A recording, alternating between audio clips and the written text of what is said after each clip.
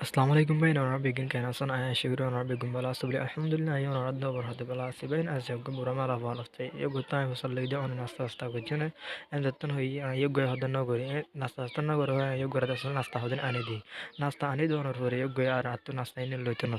নসার তো ইদা আছে যোগ্য রাবাদ সারে যোগ্য নেসি বসে করে লই আর দিলে আর তো লইতে নসার যোগ্য লইতে নসার তো মফসল লইতে যোগ্য আছে ঠিয়া আল্লাহ বলে লইতে নসার দেওয়া তো যোগ্য ঠিয়া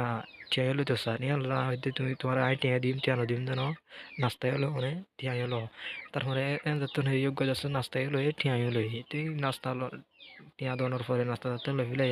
তাই যাচ্ছে বেশি খুশি হয়ে হাঁস ঘুরি যাচ্ছে খুশি হই না আর নিচে বেশি লই দিয়ে আনলা বলি বেশা বেশি খুশি হয়ে খেলাম গলে আর দাসে গয়ে মাথা তো নিচে বেশি লই আর দাসে বেশা বেশি দোয়াও গুজং গই আর দোয়াও গরিব গই তুই আনলা ভাই না বেশা বেশি খুশি হই ভাই না তো বুঝি দিয়ে আয় দাসে এন্ডেলা দেখি